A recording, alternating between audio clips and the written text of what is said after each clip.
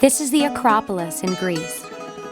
Greece, home to philosophy, Western drama, and democracy. Greece is the foundation for much of the history of Western civilization. It also holds the history of my family. They went to school, the market, and synagogue in the shadow of the Acropolis. This is my family, and in this picture, I see my history. I see my grandfather, Menachem, who fought with the partisans in the mountains of Greece. I see great-aunt Esther, who led her sister and her children to safe hiding. I see Tula and Maki, the bride and groom who met their fate together. I see my grandma, Rosa, and Uncle Sam, who would soon be required to lead their family into hiding through a civil war, and eventually begin a new life in America. I see my mother, Mary, innocently in her babyhood, sitting on her mother's lap. She will suffer from enormous losses: loss of country, loss of family, loss of heritage. This photo hangs in my mother's house, and in my sister's house, in my aunt's house, and in my house. Their faces stare out at me, the keeper of their story. This is our story.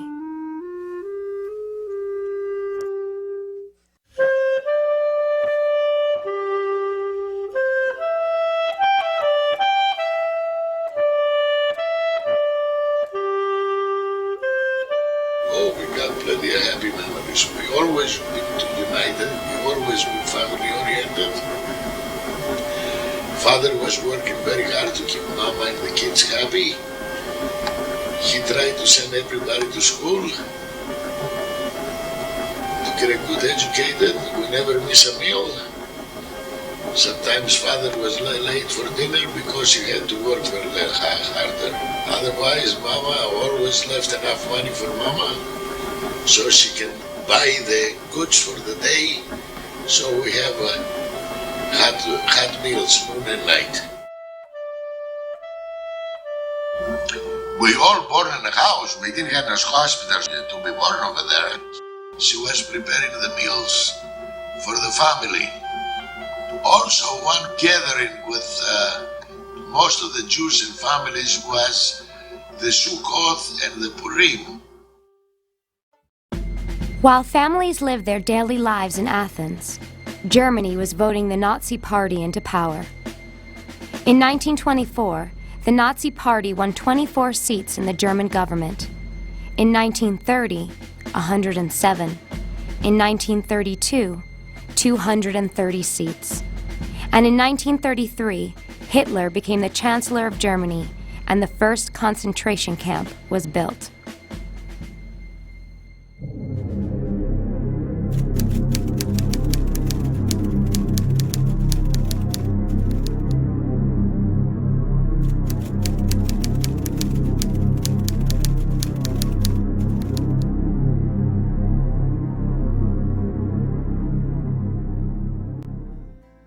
As Germany began invading its neighbors, average Greeks knew little of the growing horrors in Europe. And though integrated into their city's life, there was always an undercurrent of anti-Semitism. Jews lived in a delicate balance with their Christian neighbors. Well, my first memory growing up in Greece is playing on the street with the other children. The most memorable part of the courtyard is a fig tree. It was a comfortable home. The thing that people don't realize is how primitive things were in Greece. And there was no indoor plumbing that I remember. Well, I remember the neighborhood was distinctly Jewish. Every other home was Jewish. But there, of course, there were other Greek Christian families. It was like you lived within an extended family. My father, well, he had several occupations. I should start with the shadow theater, which he did He gave him some income every time he had a chance to work with some friends of his that they had their own theaters by themselves.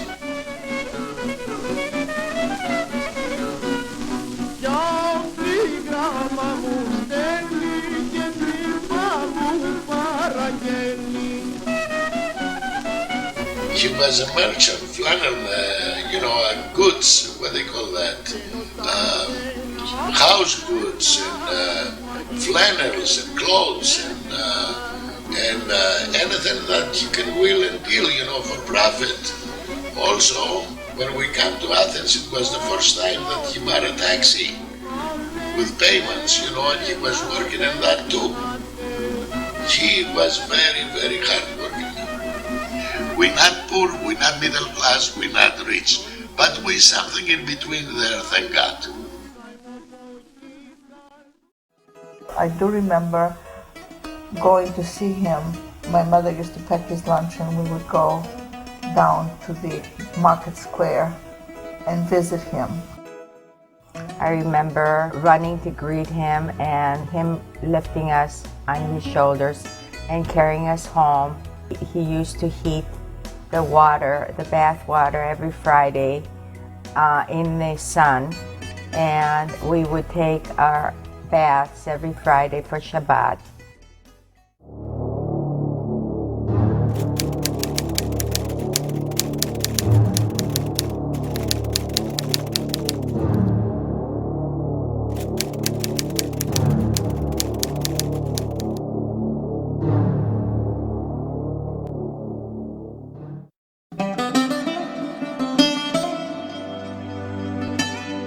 Romaniot Jews are Jews who lived in Greece before the time of Jesus. Stories tell that when Romans sacked Jerusalem in 70 AD, they were transporting defeated Jews to work as slaves in Rome. These ships were wrecked on the Greek coast, and in time, these Jews started communities in Corfu and Ioannina. Eventually, these people were called Romaniot Jews. The Ackos family is Romaniot. They looked Greek, they spoke Greek, they had Greek-sounding names. They were part of the Greek community, except they were Jews. They celebrated Jewish holidays and kept Jewish traditions. Menachem and Rosa were born into these traditions. In 1492, Ferdinand and Isabella of Spain expelled all Jews from their country. These Spanish Jews dispersed throughout the Mediterranean and beyond. Many of them went to Greece, settled in Salonika, and spoke Ladino. Eventually, Salonika became the largest Sephardic Jewish community in the world.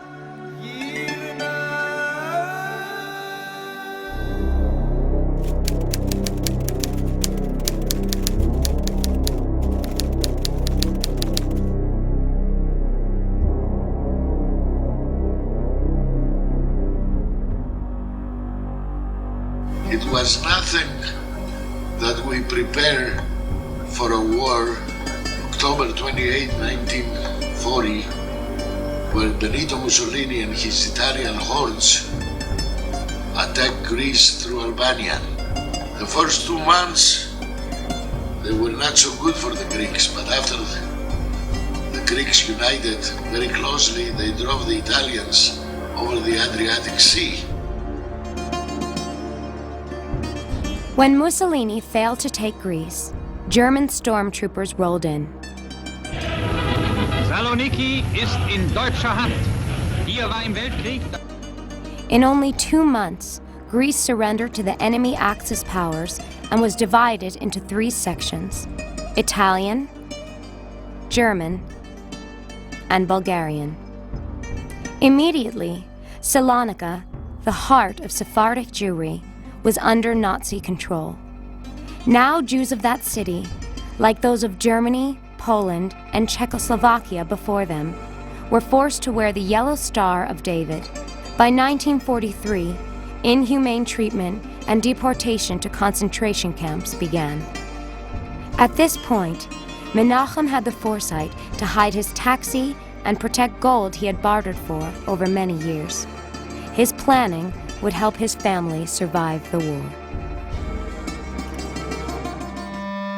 But also Derry had a taxi cab that it was very unique that time, but we cannot use it because lack of gasoline and lack of the people riding the cabs, and also the Nazis were castrating anything that had wheels on it. So my father has taken the wheels out of the cab and given it to a friend to put it in a basement, and he hid the whole entire torso of the cab and covered it with straw and bamboo things, the cab, so nobody will see it. My mother had a sister, and her sister was a widow. She had a friend. Her friend's name was Mrs. Sayano, and Mrs. Sayano lived in a suburb of Athens, near Smyrna. And this woman had a bigger house than the normal Greek had. She was more affluent. She could afford to part with one room. So she invited my aunt to come with her family, with her sister and us to hide there. So the preparation that I remember is taking chests, putting a lot of the things that were valuable, and that chest went to the neighbor across the street. And then we just left.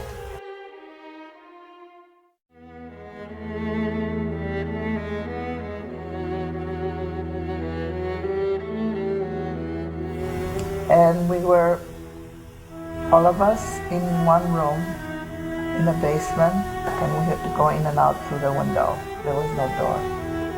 It was not a bad life. It was, our parents were there in the beginning.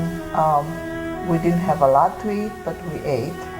My mother would leave the house and go back to our own neighborhood because she could only shop in our old supermarket, if you want a store, you want to call it, and the baker. And they knew her and they would give her things. But we were not hiding in a sense that you couldn't get out of that room. You could get out of the room. We played in the courtyard. We went out on the street as far as the sidewalk.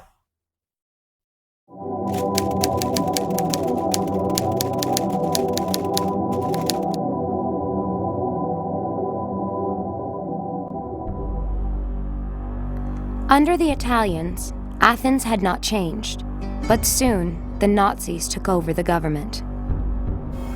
But the first thing they did when they entered Athens was they raised the flag over in the Acropolis, that everybody had tears in his eyes when we saw the German flag at least 10 feet above the Greek flag over in the Acropolis temple.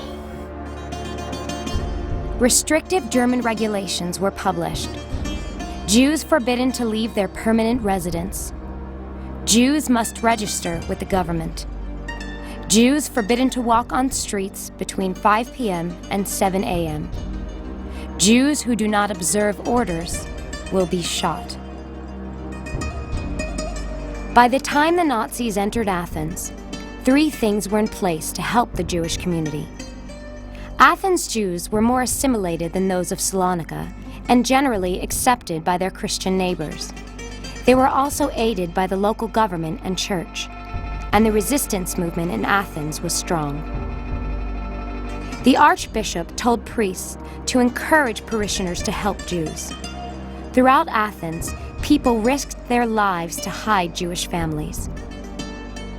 Greek police printed false IDs with Christian names and pictures, allowing my Uncle Sam to leave the hiding place and earn money.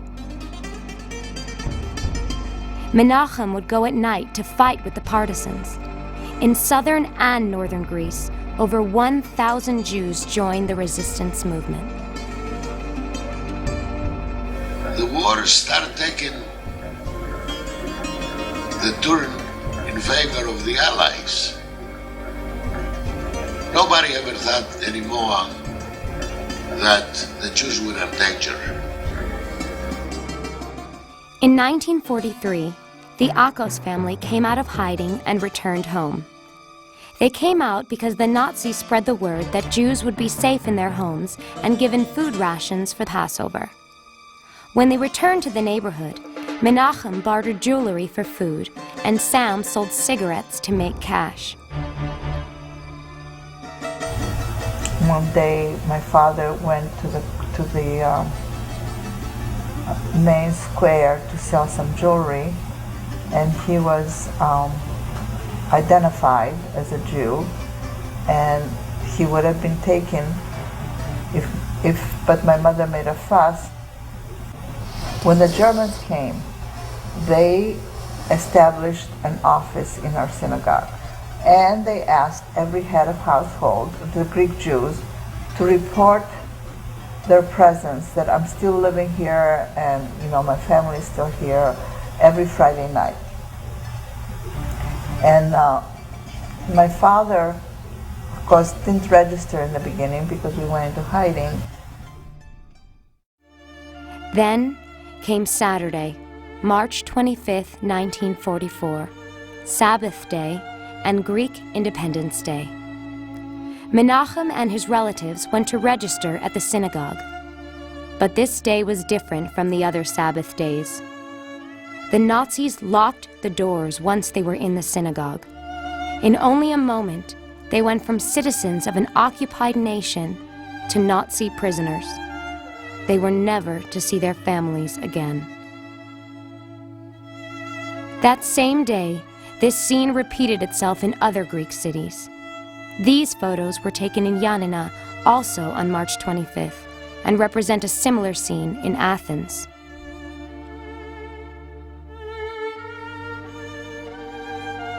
When the word came back to the neighborhood that people were being put on trucks, some people ran back to see what was going on. Well, when they ran back, one of those people was my mother. She wanted to see what was happening to her husband. And when she got close enough to the synagogue, my father had been on the truck at the time, and he motioned her to leave also. Tula and her two kids wanted to go with her husband. So she took the two kids and she went over and surrendered to the Nazis. The same thing done by Esther, mother's sister, that she says she wanted to be with her brothers. Mother insists that we go too. I say no. I say we live in the house and we go to Mrs. Ayano. Menachem Ackos was taken that day. Esther was taken that day.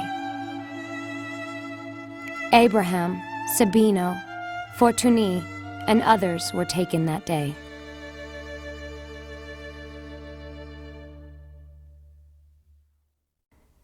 Menachem, husband, father, provider, was now gone. 15-year-old Sam became breadwinner and protector for his mother and 4 sisters. They went back into hiding.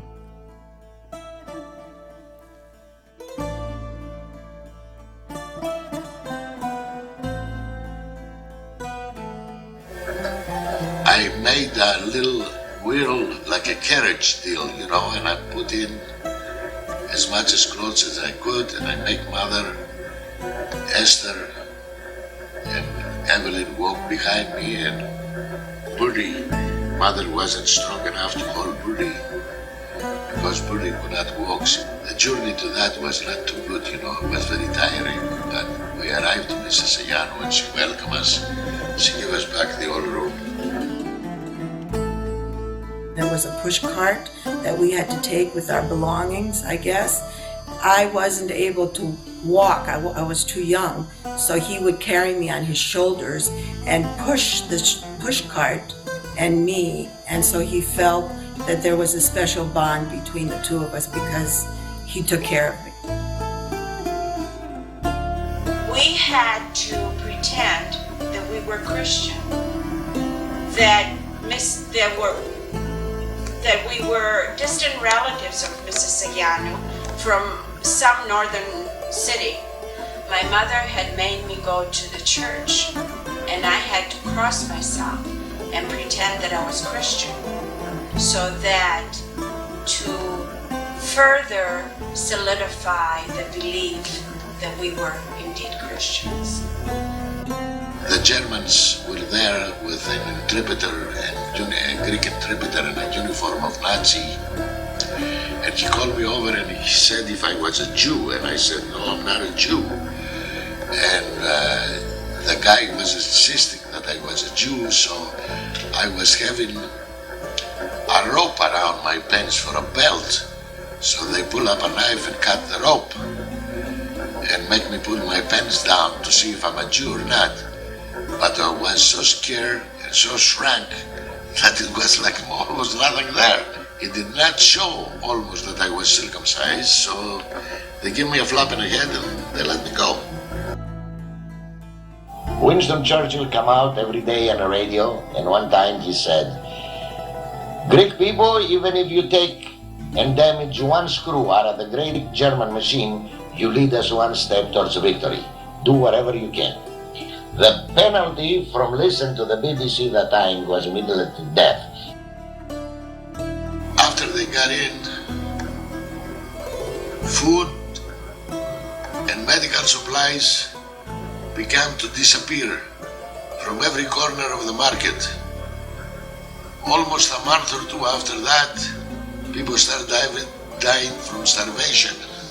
With the help of Mrs. Senyano a little bit, was giving us a little bit of food every time she could. I started selling shoes at the next barracks, about 2 kilometers further from Mrs. Senyano's house. It was a German barracks. I went over there and I was selling shoes in exchange of some food. Then I went and bake, steal, anything I could get my hands on it. Through Sam's efforts, Father's foresight, and Mrs. Sayanu's humanity, Rosa and her children did survive.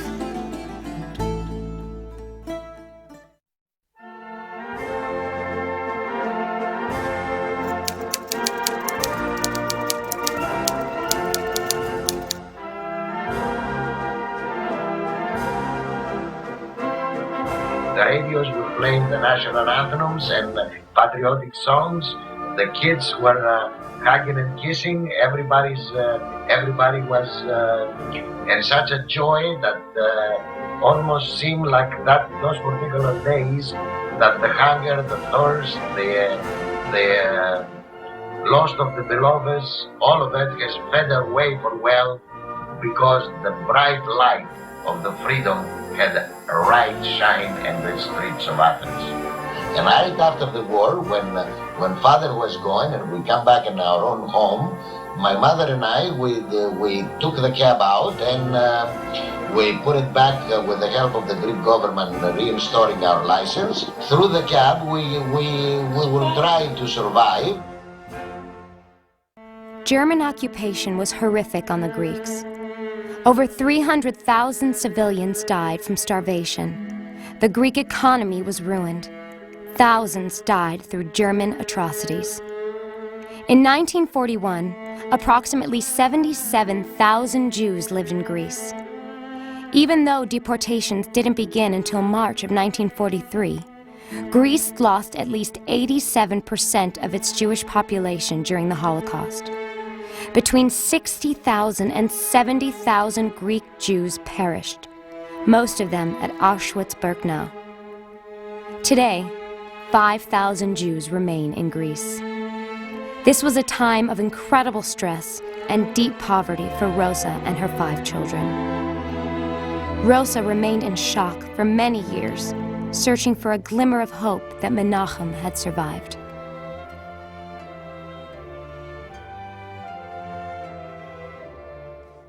Sure, she still thought that he would come back, and I think she held that hope all through the war, and after the war, when we came back to our home, all I remember of my mother is going from agency to agency trying to find out what happened to her husband, until somebody that had survived Auschwitz came to our neighborhood,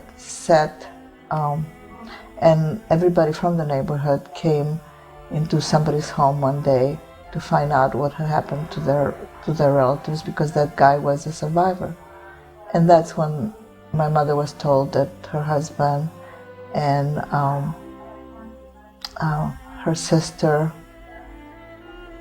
her brother's wife, and two of his small children died the first night were on the people that went to the left and went to the crematorium the first night.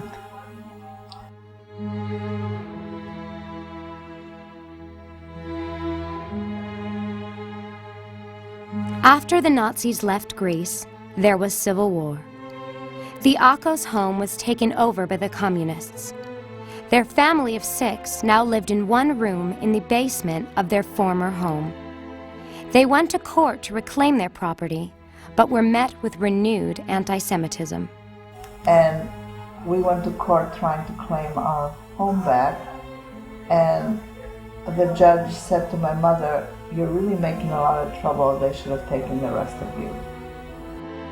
In 1951, after years of trying to make a life again, the Ackos family came to America. All 4 sisters graduated high school, went to college, and married. Sam loved America and continued to drive a taxi. The 4 girls of the Ackos family now have 16 grandchildren between them.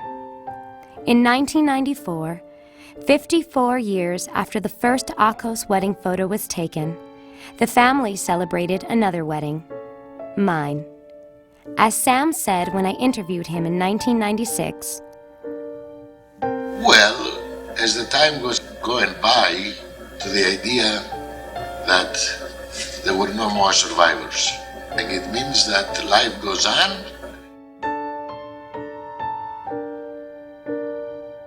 The truth is that there is no imagination, and the greatest author of the world can ever describe the truth of this Holocaust.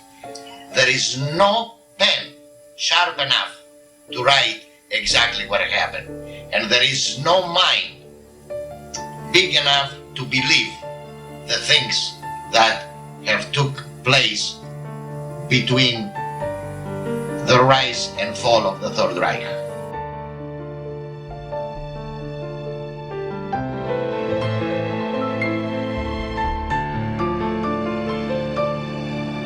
In 2002, Mrs. Sayanu was honored at Yad Vashem as a righteous among the nations for her courage to hide my family.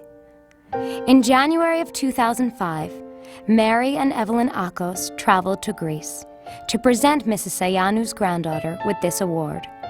At the ceremony were 4 of Rosa and Menachem's grandchildren and 1 great-grandchild. That great-grandchild, Eli, is my son. He is only 7. He has been to Greece. He has seen the Acropolis. And now he will know his story.